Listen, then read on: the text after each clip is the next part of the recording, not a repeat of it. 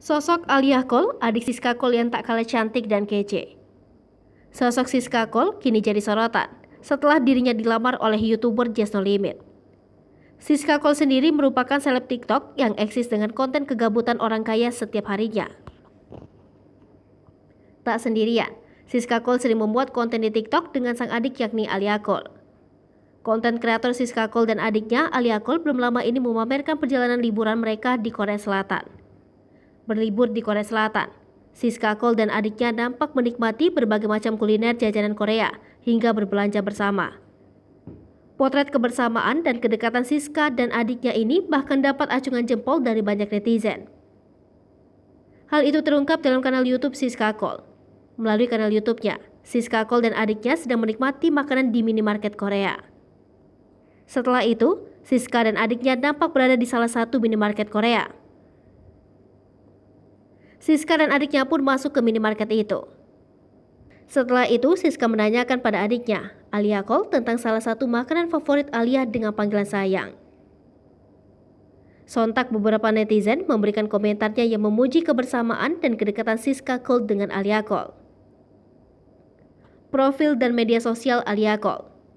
Nama lengkap Alia Cole, tanggal lahir 8 Oktober 2001, asal Tangerang, Banten. Keturunan Tionghoa, akun Instagram @alia.cole, akun TikTok @alia.cole.